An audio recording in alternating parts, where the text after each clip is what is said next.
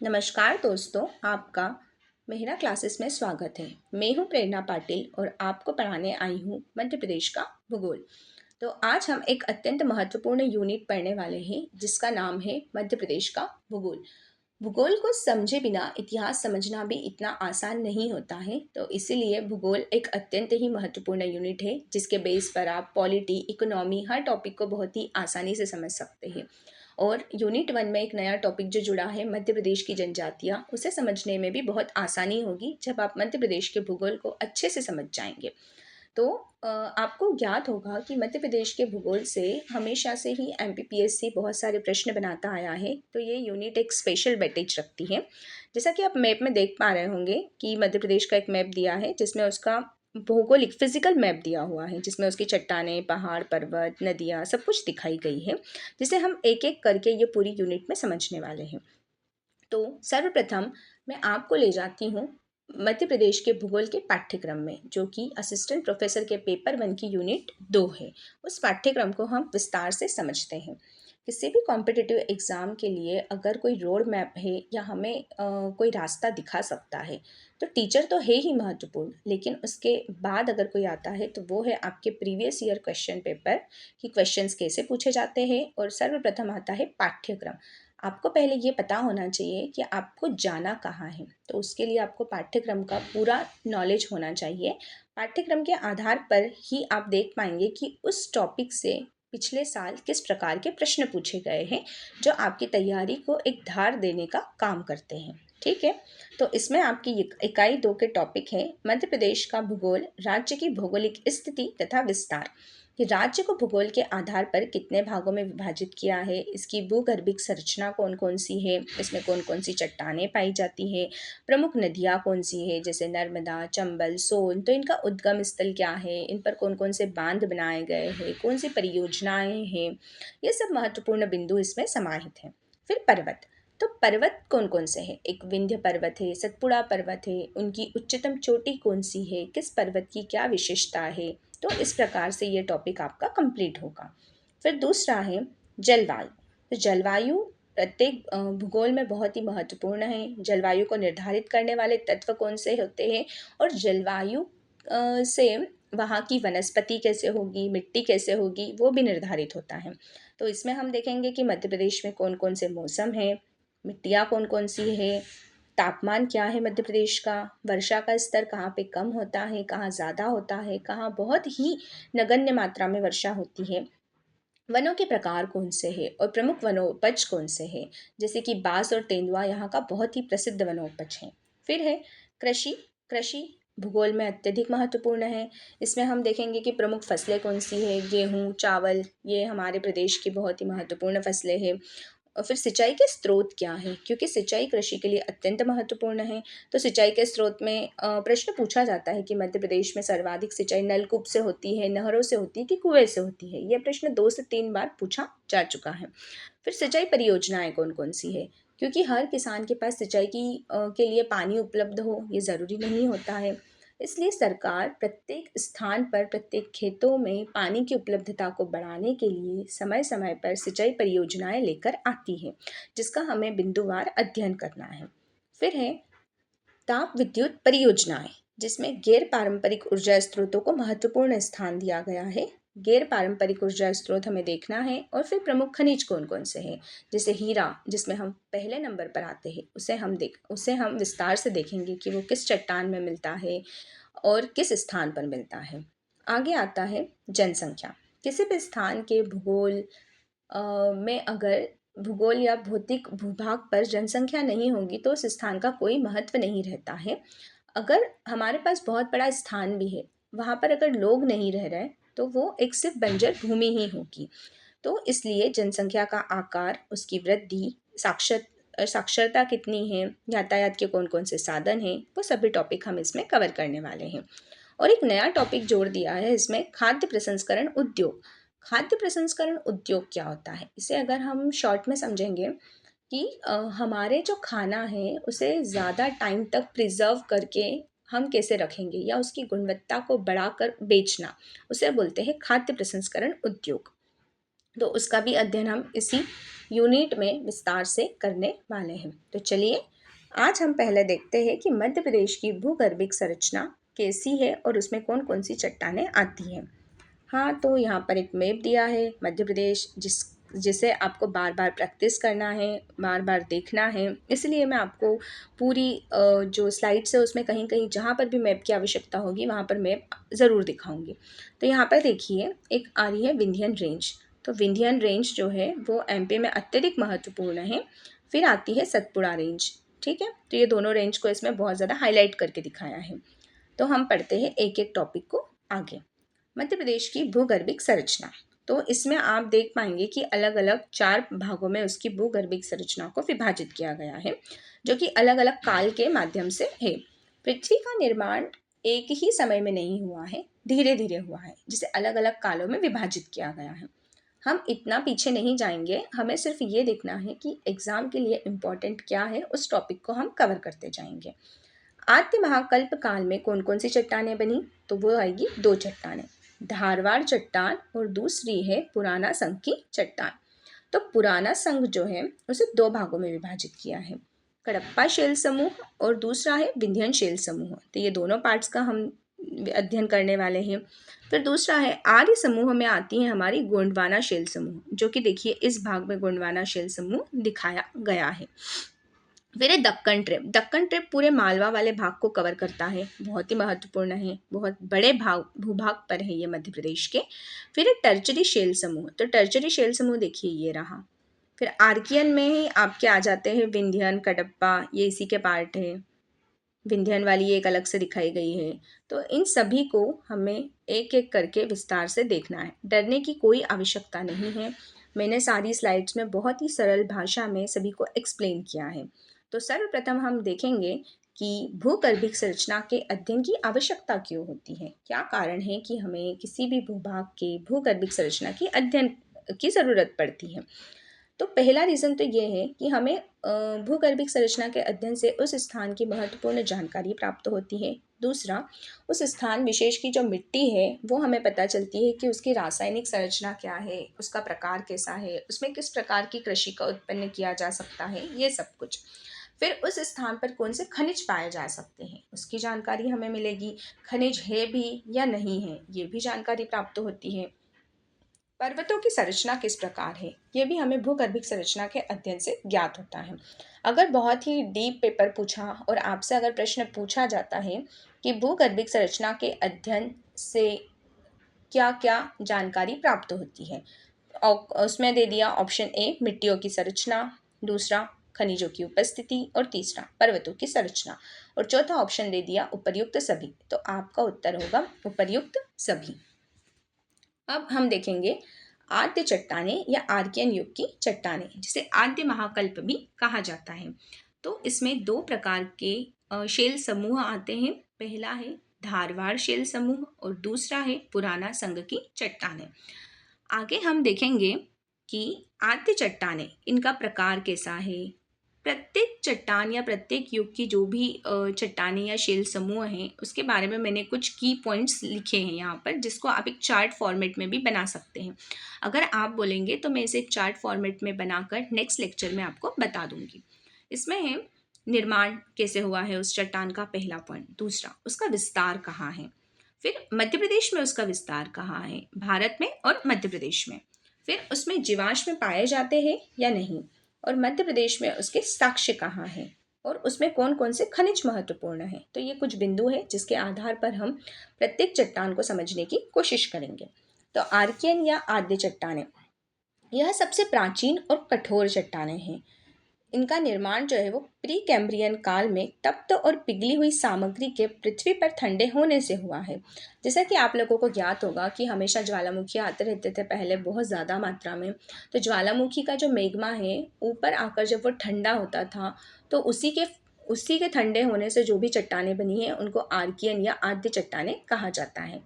तो ये बनी है आपकी प्री कैम्ब्रियन काल में, और ये चट्टानें रवेदार है। अगर प्रश्न पूछा जाता है कि आर्कियन युग की चट्टानें किस प्रकार है, एक बार परतदार चट्टानों पर प्रश्न आया था, इसलिए रवेदार चट्टानों पर भी प्रश्न बन सकता है। तो इसे आप अंडरलाइन कर लीजिए कि ये रवेदार चट्टानें होती हैं। ठीक है, फिर आगे है इसका विस्तार। भारत के प्रायद्वीपीय भाग में 2/3 हिस्से पर पाई जाती है ये। 2/3 मतलब प्रायद्वीपीय पठार को अधिकतर आद्य चट्टानों ने ही घेर कर रखा है। मध्य प्रदेश में इसका विस्तार है। बुंदेलखंड के पठार विशेषकर टीकमगढ़, निवाड़ी, पूर्वी दतिया, पूर्वी शिवपुरी में पाई जाती है। मोटा मोटा आपको याद रखना है कि बुंदेलखंड के पठार में आद्य चट्टानें पाई जाती हैं। इसमें जीवाश्म का अभाव है क्योंकि उस समय पृथ्वी पर जीवन की उत्पत्ति नहीं हुई थी। फिर है आग्नेय चट्टानों के रूपांतरण के कारण इसमें नीस और शिष्ट का निर्माण हुआ है। फिर आप लोगों को सभी को चट्टानों का जो साइकिल है वो याद होगा, या नहीं भी होगा तो सिर्फ इतना समझना कि पहले आग्नेय चट्टान आती है, फिर उसका रूपांतरण होता है, फिर दूसरी चट्टान बनती है और फिर तीसरी चट्टान बनती है। आग्नेय, कायांतरित, रूपांतरित, इस प्रकार चट्टानों का जो साइकिल है वो चलते ही रहता है। तो इससे नीस और शिष्ट का निर्माण होता है। बुंदेलखंड नीस सबसे पुरानी नीस है, तो ये आपसे प्रश्न पूछ सकते हैं कि बुंदेलखंड नीस सबसे पुरानी है या नहीं है। फिर मध्य प्रदेश में इसका साक्ष्य कहाँ मिला है, तो बुंदेलखंड का गुलाबी ग्रेनाइट, डाइक, नील और सिल, तो ये जो है ये इसके एग्जाम्पल्स हैं। तो आपको ध्यान में रखना है कि इसके एग्जाम्पल कौन कौन से हैं।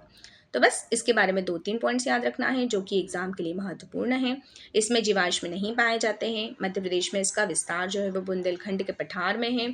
बुंदेलखंड का पठार जीवाश्मों का अभाव होता है। निर्माण इसका प्रीकैम्ब्रियन काल में हुआ है और कठोर चट्टानें होती है और प्राचीनतम चट्टानें होती है और बुंदेलखंड का नेस या गुलाबी ग्रेनाइट। बस ये 4 पॉइंट्स को आप नोटबुक में एज अ की वर्ड लिख सकते हैं और सिर्फ इन्हीं को याद रखना है। हाँ, and one more important point, रवेदार चट्टानें होती हैं। ठीक है, तो अगला हम पढ़ेंगे धारवाड़ युग की चट्टानें या धारवाड़ समूह की चट्टानें। तो इसके पॉइंट्स में हम देखने वाले हैं। पहला पॉइंट, इसका निर्माण कब हुआ था। तो आद्य महाकल्प की चट्टानों के रूपांतरण अथवा भ्रंशन से इसका निर्माण हुआ है। अत्यधिक ताप एवं दाब के कारण इनका रूपांतरण होने से चट्टानें अधिकतर फाइलाइट, सिस्ट और स्लेस्ट के रूप में पाई जाती हैं। हमेशा एक बात याद रखना कि अगर कोई भी चट्टान है तो करोड़ों साल लग जाते हैं उसके निक्षेपण और अपर्दन में। अत्यधिक ताप होगा, वर्षा होगी तो धीरे धीरे उसका क्या होता है, अपर्दन होता है और उसका रूपांतरण होता है। नामकरण, कर्नाटक के धारवाड़ गांव के नाम पर इसका नाम धारवाड़ चट्टान रखा गया है क्योंकि कर्नाटक के धारवाड़ ग्राम में इस चट्टान की बहुत ही ज़्यादा अधिकता पाई गई थी और सबसे पहले वहीं इसे देखा गया था। जीवाश्म, प्राचीन चट्टानों के अपरदन से बनने के कारण इसमें जीवाश्म नहीं मिलते हैं क्योंकि प्राचीन चट्टानों के अपरदन से ही बना है, कोई ज़्यादा नया नहीं है ना, इसलिए इसमें जीवाश्म नहीं पाए जाते हैं। तो जीवाश्म जो है आपकी आद्य चट्टानों में नहीं मिलता है और धारवाड़ समूह की चट्टानों में भी नहीं मिलता है। तो ये एक महत्वपूर्ण पॉइंट हो जाता है कि इसमें जीवाश्म नहीं मिलता है। मध्य प्रदेश में विस्तार कहाँ पर है, तो ये एक इम्पॉर्टेंट पॉइंट है। जबलपुर, बालाघाट, छिंदवाड़ा में पूरब की ओर पतली पेटी में फैले हुए हैं। जबलपुर, बालाघाट और छिंदवाड़ा वाले पार्ट में फैला हुआ है और यहाँ पर जो इसका मैग्नीज है, सबसे प्रमुख खनिज है। मैग्नीज के लिए मध्य प्रदेश प्रसिद्ध है, तो प्रमुख खनिज है बालाघाट का मैग्नीज। फिर है मध्य प्रदेश में साक्ष्य कहाँ मिलते हैं, तो ये बहुत अच्छे से याद रखना है क्योंकि इसकी जो सीरीज़ है इस पर नॉर्मल प्रश्न एग्ज़ाम में आ ही जाता है कि जो धारवाड़ क्रम की सोनसर सीरीज़ है वो कहाँ पाई जाती है। तो उत्तर होगा छिंदवाड़ा में सोनसर, जबलपुर में सिकोली और बालाघाट में चिल्पी सीरीज़। तो 3 सीरीज़ है जो आपको याद करना है, बहुत अच्छे से याद रखना है। छिंदवाड़ा में सोनसर सीरीज़, जबलपुर में सिकोली सीरीज़ और बालाघाट में चिल्पी सीरीज़। फिर से छिंदवाड़ा में सोनसर पाई जाती है, जबलपुर में सिकोली पाई जाती है और बालाघाट में चिल्पी सीरीज़ पाई जाती है।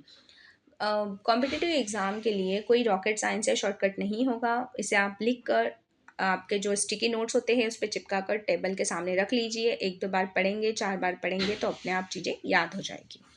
नेक्स्ट स्लाइड है पुराना संघ की चट्टान। धारवाड़ समूह की चट्टानों के रूपांतर ने ही पुराने समूह की चट्टानों को जन्म दिया है। पुराने संघ की चट्टानों को समय अवधि के आधार पर 2 भागों में बांटा गया है, जिसके 2 भाग मैंने पहले ही इसे अंडरलाइन कर दिया है। पीपीटी में हर चीज़ को अंडरलाइन किया गया है और जिसे बोल्ड वर्ड में लिखा है वो इसके पॉइंट के कीवर्ड्स हैं। कडप्पा शेल समूह और विंध्यन शेल समूह, तो इन दोनों को विस्तार से समझते हैं कि कडप्पा शेल समूह जो है इसका निर्माण है। इन चट्टानों का निर्माण धारवाड़ क्रम की चट्टानों के अपरदन और निक्षेपण से हुआ है। आंध्र प्रदेश के कुडप्पा जिले के नाम पर इनका नामकरण किया गया है। जैसे कि कर्नाटक में धारवाड़ गांव के नाम पे धारवाड़ चट्टानों का नामकरण है, उसी प्रकार जो कडप्पा शेल समूह है ये आंध्र प्रदेश के कुडप्पा जिले में ज़्यादा मिली थी, इसलिए उसका नाम कडप्पा शेल समूह रख दिया गया है। जीवाश्म। पृथ्वी पर जीवन की उत्पत्ति हो जाने के बाद भी इन चट्टानों में जीवाश्म नहीं पाए जाते हैं। ये बहुत ही आश्चर्यजनक तथ्य है जो हमें अच्छे से याद रखना है कि इस चट्टान में भी जीवाश्म नहीं पाए जाते हैं। मध्य प्रदेश में इसका विस्तार है। बीजावर श्रेणी, पन्ना, सतना, छतरपुर और ग्वालियर श्रेणी, 2 श्रेणियां हैं मध्य प्रदेश में कडप्पा शेल समूह की। पहली है बीजावर श्रेणी जिसका विस्तार है पन्ना, सतना, छतरपुर में। ठीक है। दूसरी है ग्वालियर श्रेणी। इसमें प्रमुख खनिज है हीरा। हीरा जो मध्य प्रदेश जिसमें प्रथम स्थान रखता है। हीरा बहुत ही महत्वपूर्ण खनिज है जो पन्ना में मिलता है। पन्ना में सबसे ज़्यादा मिलता है, फिर सतना में भी है, छतरपुर में भी है। तो बीजावर श्रेणी, अगर प्रश्न पूछा जाएगा कि कडप्पा शेल समूह की किस श्रेणी में हीरा प्राप्त होता है, तो आपका उत्तर होगा बीजावर श्रेणी में हीरा प्राप्त होता है। कडप्पा शेल समूह विंध्यन शेल समूह की तुलना में अत्यंत प्राचीन है। तो याद ही रखना है आपको कि पहले आद्य महाकल्प आएगा, फिर धारवाड़ आएगा, फिर धारवाड़ के बाद आएगा पुराना संघ। ठीक है। पुराना संघ में भी कडप्पा शेल समूह आएगा, फिर विंध्यन शेल समूह आएगा। तो इनकी सीक्वेंस को भी आप एक स्टिकी नोट पे लिख के चिपका दीजिए तो आपको याद रहेगा ये। कडप्पा शेल समूह की चट्टानें अत्यधिक टूटी हुई और कायांतरित है, मतलब इसमें बहुत ज़्यादा दबाव और निक्षेपण अपर्दन हुए हैं। ठीक है। अगली स्लाइड में हम अगला टॉपिक देखते हैं जो कि है विंध्यन शेल समूह। किसका भाग है ये? पुराना संघ की चट्टानों का ही भाग है विंध्यन शेल समूह। इसका जो निर्माण है वो विंध्यन चट्टानों का निर्माण कडप्पा चट्टानों के निर्माण के बाद हुआ है और ये परतदार चट्टानें हैं। ये याद रखना जरूरी है कि ये परतदार चट्टानें हैं। नामकरण। विंध्याचल के नाम पर ही इन चट्टानों का नामकरण हुआ है। विंध्यन शेल समूह की चट्टानों का विस्तार अधिकतर विंध्याचल पर्वतों के पास ही है, इसलिए इसका नाम विंध्याचल के नाम पर रखा गया है। मध्य प्रदेश में विस्तार कहाँ पर है इसका? इन चट्टानों का विस्तार सोन नदी के उत्तर पश्चिम में रीवा से लेकर चंबल के पश्चिम में राजस्थान तक है। ये चट्टानें प्रदेश में कैमूर, भांडेर, सोन श्रेणी में पाई जाती है। ये तीनों शब्द जो बहुत अच्छे से याद रखना है। कैमूर, भांडेर और सोन श्रेणी में पाई जाती है। विभाजन। प्रदेश में विंध्यन शेल समूह को 2 भागों में बांटा गया है, एक लोअर और विंध्यन अपर, लोअर विंध्यन और अपर विंध्यन में। खनिज इसमें मिलता है बलुआ पत्थर, चीनी मिट्टी, चूना पत्थर और संगमरमर। तो आपको सिंपल से प्रश्न पूछे जा सकते हैं, चूना पत्थर और संगमरमर ये बहुत ही महत्वपूर्ण है मध्य प्रदेश में, तो ये किस शेल समूह में मिलते हैं? तो उत्तर होगा विंध्यन शेल समूह में प्राप्त होते हैं। और सीधी सी बात है कि सीमेंट उद्योग के लिए चूना पत्थर सबसे ज़्यादा महत्वपूर्ण है, तो जहाँ पर उसका रॉ मटेरियल मिलेगा वहीं पर उसके उद्योग सर्वाधिक होंगे। तो एक प्रश्न पूछा जा सकता है कि सीमेंट उद्योग किन चट्टानों के आसपास स्थित है मध्य प्रदेश में या सर्वाधिक है? तो उत्तर होगा विंध्यन शेल समूह की जो चट्टानें हैं उसके आसपास ही सीमेंट उद्योग हमें ज़्यादातर देखने को मिलते हैं। तो चलिए इसे फटाफट रिवाइज कर लेते हैं एक बार। विंध्यन शेल समूह जो है वो जिसका निर्माण हुआ है कडप्पा चट्टानों के निर्माण के बाद हुआ है और ये परतदार चट्टानें हैं। नाम सिंपल है, विंध्यन है तो विंध्याचल पर्वत के नाम पर रखा गया है।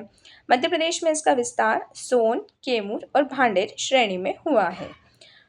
इसे 2 भागों में विभाजित किया है, एक लोअर और अपर विंध्यन में। फिर इसमें जो खनिज है वो 2 महत्वपूर्ण खनिज आपको ध्यान में रखना है, चूना पत्थर और संगमरमर, जिसे बिल्कुल नहीं भूलना है। और सीमेंट उद्योग के लिए चूना पत्थर इंपॉर्टेंट है जो यहाँ पर सर्वाधिक पाया जाता है। ठीक है। अगली स्लाइड। गोंडवाना चट्टानें। निर्माण इसका है गोंडवाना शेल समूह की चट्टानें अवसादी चट्टानें हैं। अवसादी चट्टानें हैं जिनका निर्माण अपर कार्बोनिफेरस युग से जुरासिक युग के मध्य हुआ है। अब ये युगों पर हम ज़्यादा डिस्कस नहीं करेंगे, सिर्फ आपको ये याद रखना है कि अपर कार्बोनिफेरस और जुरासिक युग में इसका निर्माण हुआ है। नामकरण। पहली बार गोंडवाना शब्द का प्रयोग जो है फॉर्नसन मैन ने किया था, उसका नाम आपको ध्यान में रखना है। फिर दूसरा है इसके अंदर कि मध्य प्रदेश में इसका विस्तार कहाँ हुआ है, तो सतपुड़ा श्रेणी और बघेल खंड के पठार में इसका विस्तार ज़्यादा है। पेंच और सोन घाटी, 4 नाम आपको ध्यान रखना है। सतपुड़ा श्रेणी, बघेलखंड के पठार, पेंच घाटी और सोन घाटी में इसका मतलब ये वाली जो चट्टानें हैं ये पाई जाती हैं। गोंडवाना चट्टान। प्रमुख खनिज कौन कौन से हैं इसमें? पृथ्वी में हुई उथल पुथल के कारण वन जो है मलबे में दब गए थे। आप लोगों को एक बात हमेशा याद रखना है कि जो कोयला है या पेट्रोलियम है, इनका निर्माण कैसे हुआ है। बहुत वर्षों तक जो वन है या फिर जो जीव है वो वर्षों तक दबे रहने के कारण इनका निर्माण हुआ है। तो भूगर्भिक जब उथल पुथल हुए थे तो वन पूरे क्या हो गए थे, दब गए थे। तो उनका मलबा बहुत बहुत सालों तक दबा रहा, जिससे वनस्पतियों के अवसादीकरण ने कोयले को जन्म दिया था। ठीक है, तो ये याद रखना बहुत ही ज़रूरी है। और भारत का 98% कोयला केवल इन्हीं चट्टानों में पाया जाता है। तो यहाँ से एक महत्वपूर्ण प्रश्न बनता है कि कोयला जो है वो किन चट्टानों में पाया जाता है, तो वो उत्तर होगा गोंडवाना चट्टानों में पाया जाता है। ठीक है, अगला देखते हैं हम। दक्कन ट्रेप की चट्टानें। निर्माण इसका हुआ था क्रिटेशियस युग में, ज्वालामुखी क्रियाएं हुई जिसके फलस्वरूप दक्कन ट्रेप का निर्माण हुआ था। अब ज्वालामुखी क्रिया हुई है तो मिट्टी कौन सी होगी? काली होगी और विशेष। इन्हें बेसाल्ट चट्टान भी कहा जाता है। तो बेसाल्ट चट्टान किसे कहा जाता है? अगर ये प्रश्न आएगा तो उत्तर होगा दक्कन ट्रेप की चट्टानों को बेसाल्ट चट्टान भी कहा जाता है। और मध्य प्रदेश में ये पश्चिमी मालवा वाला भाग पूरा ही कवर करता है। दक्कन ट्रेप वाला जो भाग है ना, वो मध्य प्रदेश में पश्चिमी मालवा का जो भाग है उसे पूरा कवर करता है। ये वाला जो भाग है इसको पूरा का पूरा कवर करता है ये। और इसे बेसाल्ट चट्टान भी कहा जाता है। और यहाँ पर काली मृदा पाई जाती है। मालवा में काली मृदा सबसे ज़्यादा पाई जाती है, इसलिए कपास की खेती होती है। भूगोल में एक एक पॉइंट को बहुत ही अच्छे से समझना है, क्योंकि एक के बाद एक लिंक यहीं से जुड़ी होती है। और इन चट्टानों में बॉक्साइट और क्वार्टजाइट और डोलोमाइट सबसे ज़्यादा मात्रा में पाया जाता है। ये खनिज इसमें पाए जाते हैं। बॉक्साइट स्टफिक, जिसे क्वार्टजाइट बोलते हैं, और डोलोमाइट पाया जाता है। और इसका क्षेत्र आपको याद रखना है, पश्चिमी मालवा क्षेत्र में ये पाया जाता है, दक्कन ट्रेप की चट्टानें।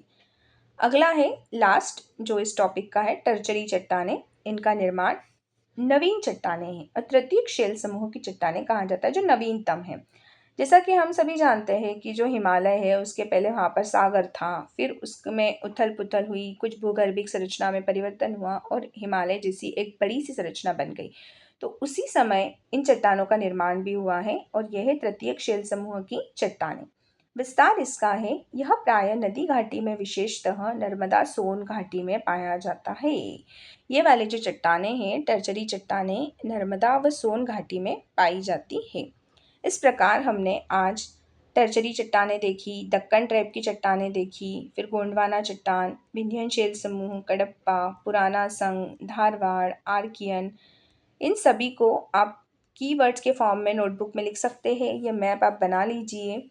मैप के थ्रू पढ़ना बहुत ही आसान होता है। तो चलिए हम मिलते हैं अगली क्लास में, तब तक के लिए धन्यवाद।